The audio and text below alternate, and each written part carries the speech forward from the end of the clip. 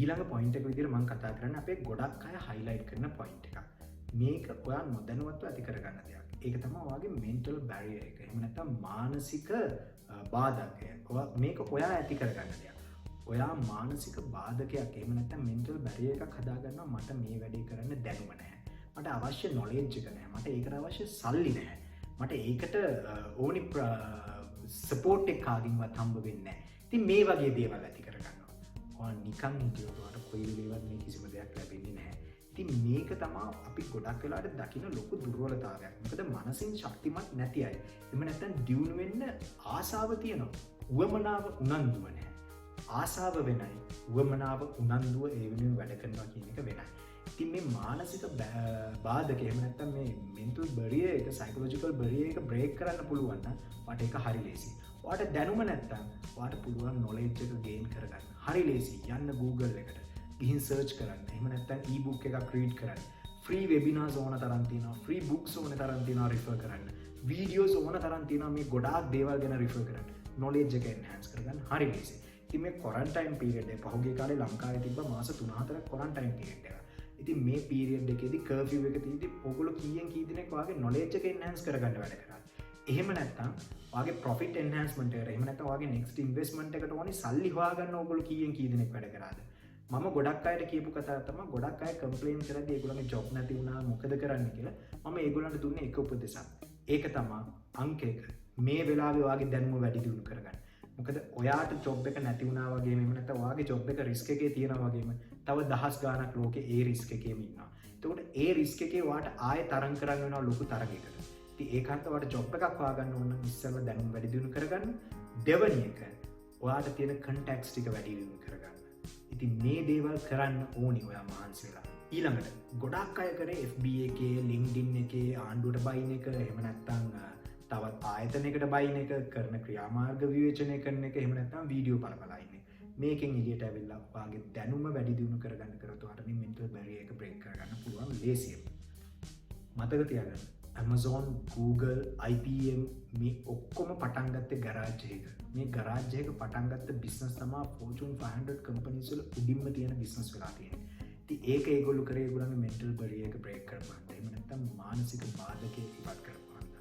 ඉතින් ඕගොල්ලන්ටත් පුළුවන් මේ වගේ පටන් ගත්ත පොඩි ඉවෙන්ට් එකක් ඕන තරම් ලොකුවට ගෙනියන්න. ලංකාවේ එහෙම පටන් ගත්ත business ඕන තරම් තියෙනවා. ලංකාවේ එහෙම පටන් ගත්ත projects ඕන තරම් තියෙනවා. මට හොඳට මතකයි මම පුංචි කාලේ මම ඉස්සර මගේ ගෙවල් තිබ්බේ බලංගොඩ. ඒතර මම ඉස්කෝලේ ගියේ කොළඹ ආනන්දරේ. ඉතින් හැම වීකෙන්ඩ් එකේම ඉරිදට මගේ අප්පච්චි මාව එක්කන් එනවා බලංගොඩේ ඉඳන් කොළඹට. ඉතින් ඒටි බස් කන්න නවත්තපු එහෙම නැත්නම් අපි කන්න නවත්තන කඩයක් තියෙනවා. ඉතින් මේ කඩේ හැමදාම අප්පච්චි මෙතන තමයි නවත්තන්නේ. මොකද මේ කඩේ මුදලාලි අප්පච්චිගේ හොඳ යාළුවෙක්.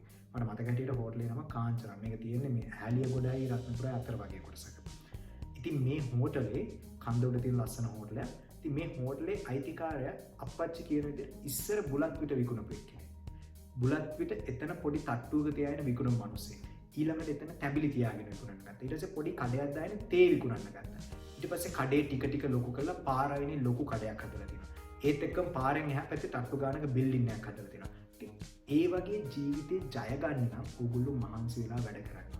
මේ mental barrier එක බිඳ ගන්න ඕනේ. ඉතින් මේ ඔක්කොම කරගන්න ඒ මනුස්සයාට පුළුවන් වුණා නම් ඉගෙන ගත්තේ නැති බුලත් පිට විකුණන මනුස්සයාට බිල්ඩින් කීපයක අයිතිකාරයෙක් ඉඩම් කීපයක අයිතිකාරයෙක් වෙන්න ඕගොල්ලන්ට බැරි කමක් නැහැ කොයි වෙලාවකවත්.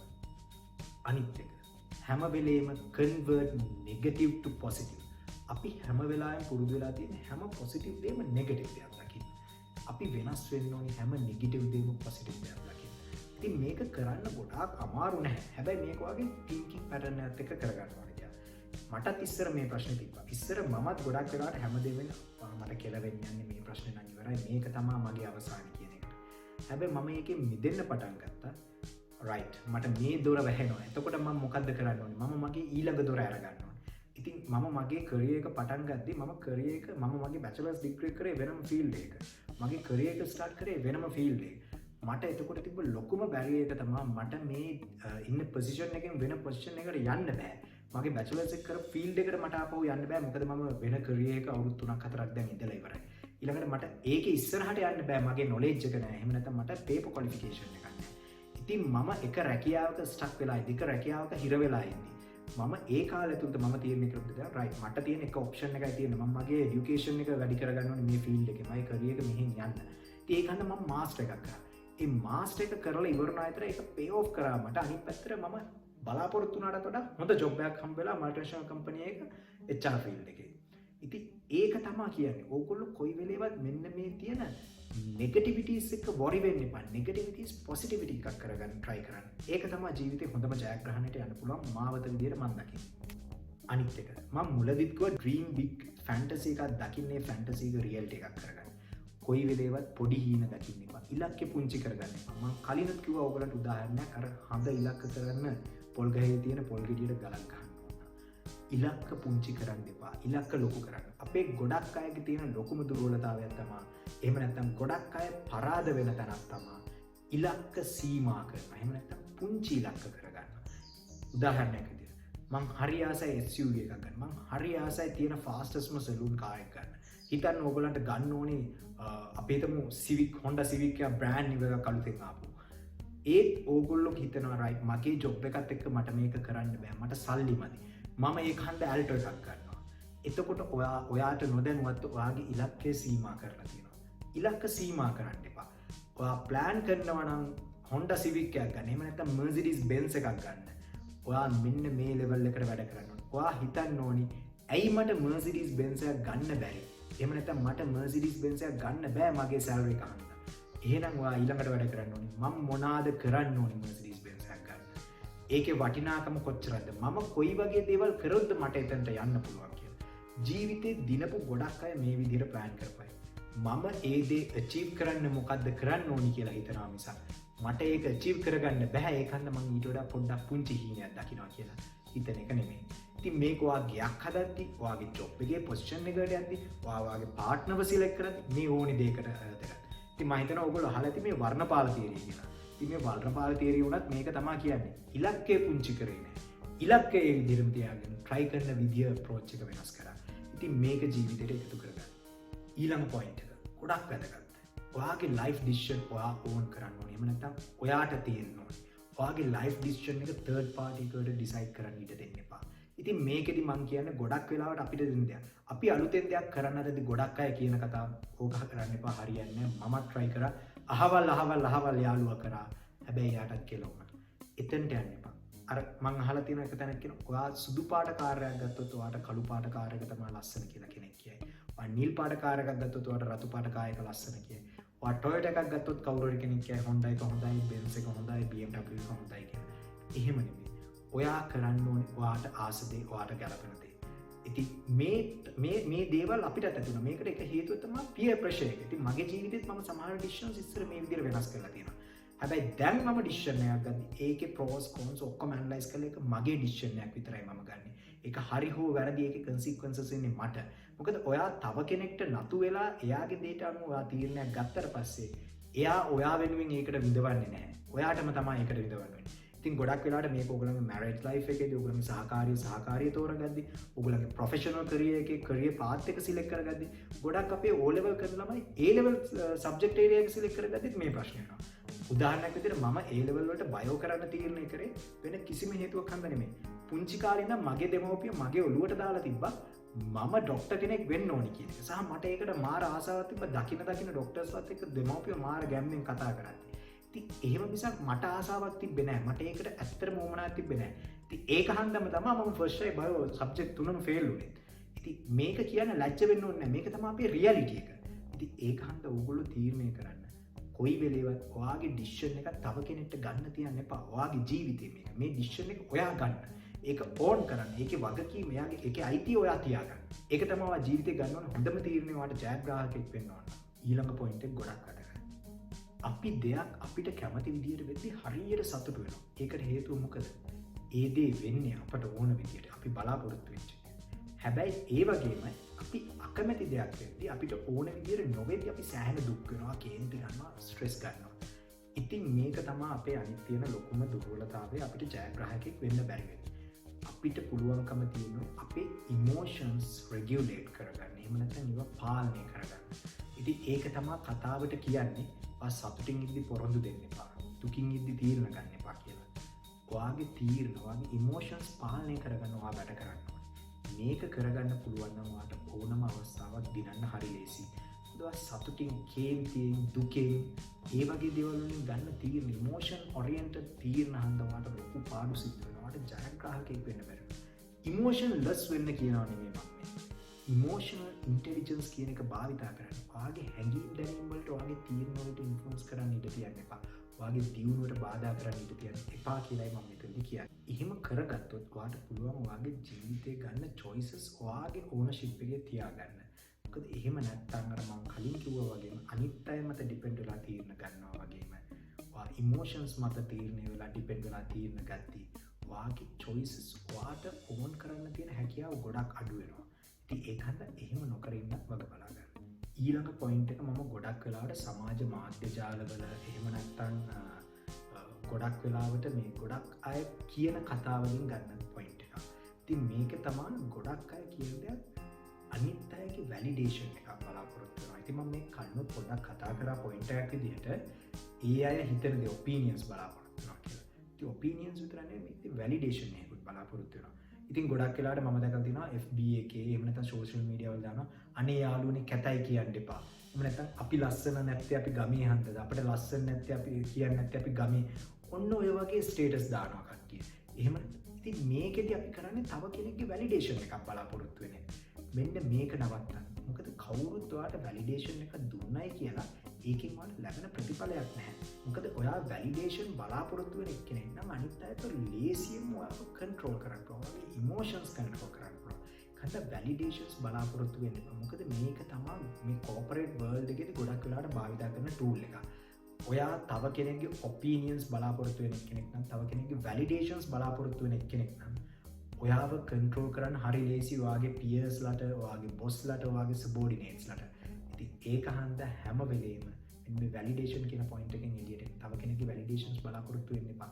ඔයාගේ හිතට එකඟව ඔයා කරන දේ හරිනම් ඔයාට ඒක ජස්ටිෆයි කරන්න පුළුවන් නම් ඔයාට ඒකට ඕනේ තරම් සාධක තියෙනවා නම් ඒ විදිහට කරන්න. බය නැතුව තීරණය ගන්න. තව කෙනෙක් හරි හෝ වැරදි කියලා බයේ තීරණ ගන්න හිටියොත් ඔයාලට ලොකු ප්‍රශ්නයක් වෙනවා. අනිත් එක යන්නේ ඔයාගේ බිලීෆ් සිස්ටම් එකත් එක්ක.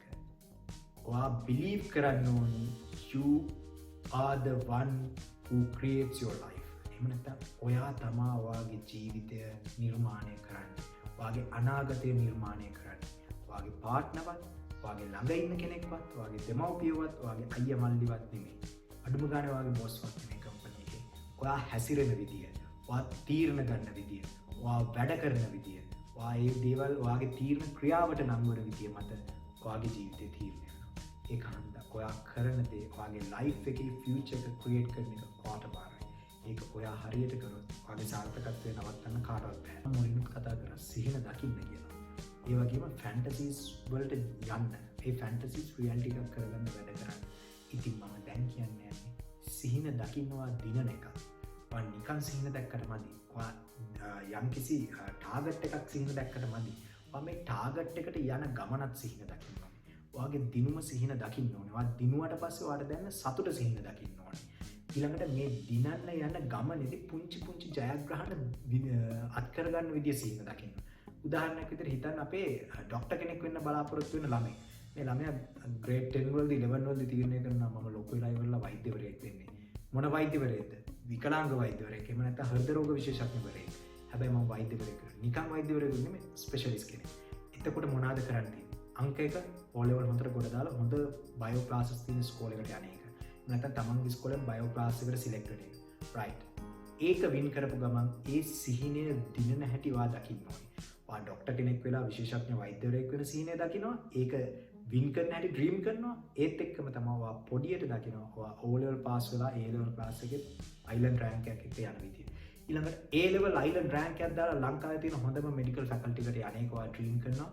වා ඒ ඩ්‍රීම් එක වින් කරනවා. ඒක වින් කරන හැටි සිහින දකින්නවා. ඊළඟට කැම්පස් එකේ එක්සෑම්ස් පාස් වෙලා කැම්පස් එකේ මෙඩිකල් ඉන්ටර්න් කෙනෙක් විදියට කොහොමද ඔයා යන්නේ කියන එක සිහිනද. මේ වගේ පියවරෙන් පියවර දකින්න. ඔයාගේ ජයග්‍රහණයන් පුංචි පුංචි ජයග්‍රහණයන් සිහින දකින්න. ඔයාගේ අල්ටිමේට් ගෝල් එක විතරක් නෙමෙයි. මොකද අල්ටිමේට් ගෝල් එක දිග ප්ලෑන් එකක්. ඒක අවුරුදු 10ක 12ක ප්ලෑන් එකක් වෙන්න පුළුවන්. එතකොට ඔයා අවුරුද්දක් දෙකක් යද්දි සාමාන්‍ය මිනිස් චර්යාව තමා අපි ෆෙඩක් වෙනවා. අපි බලාපොරොත්තු වෙන දේ ලැබෙන්නේ නැහැ. ඒක කල් යනවා. ඒක අමාරුයි කියලා අපි ෆෙඩක් වෙනවා.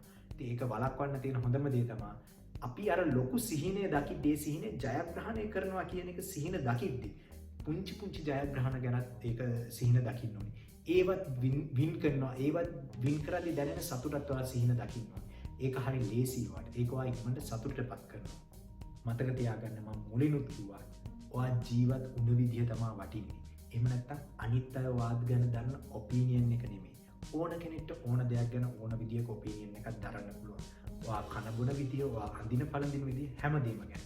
හැබැයි ඔයා ජීවත් වෙලා අනිත් අය වෙනුවෙන් ඉතුරු කරපු මතකයන් මොනවාද කියන එක මත තමයි ඔයා කොච්චර සාර්ථක පුද්ගලයෙක්ද නැද්ද කියලා තීරණය වෙන්නේ. ඒක ඔයාගේ තියෙන සල්ලි වලටවත්, ඔයාගේ වටේ ඉන්න මිනිස්සු ටිකට මලගෙදරට වියදම් කරපු ගානටවත් නෙමෙයි. ඔයත් එක්ක හිටපු අයට ඔයා ඉතුරු කරපු මෙමරිස් එක. ඉතින් ඔයා දුර්වල නම්, එහෙම නැත්නම් ඔයාට ගොඩාක් වීක් පොයින්ට්ස් තියෙනවා නම්, ඔයා පරාජිතයෙක් කියන හැඟීමෙන් නම් ඉන්නේ. ඔයාට කවදාවත් බෑ ඔයාගේ වටේ ඉන්න ඔයාගේ දෙමව්පියන්ට, ඔයාගේ නෑදෑයන්ට, ඔයාගේ පාර්ට්නර්ට, ඔයාගේ දරුදරුවන්ට, හොඳම යහළුවන්ට මෙන්න මේ මෙමරිස් එකතු කරන්න. මතක තියාගන්න ඔයා ජයග්‍රාහකයෙක් කියලා හිතින් දිනන්න ඕනේ.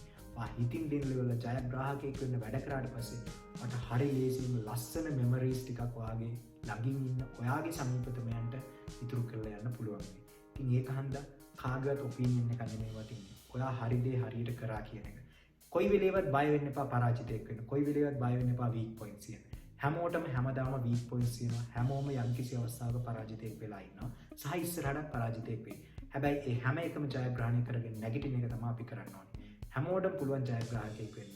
කරන්න තියෙන පුංචිම දේ තමයි අපි ඒකට අපේ මනස හසුරවා ගන්න විදිහ සහ ඒකට වැඩ කරන විදිහ. ඉතින් මම හිතනවා මේ වීඩියෝ එක ඔයගලන්ට ගොඩාක් උදව් වෙයි කියලා ඒ වැඩේ කරගන්න. ඉතින් හැමෝටම ජයග්‍රාහකයෙක් වෙන්න කියලා ප්‍රාර්ථනා කරනවා. බොහොම ස්තුතියි අදත් අපිත් එක්ක එකතු වුණාට. අපිව තාම subscribe කරලා නැත්නම් ඔයගොල්ලෝ අපිව subscribe කරගෙන යන්න.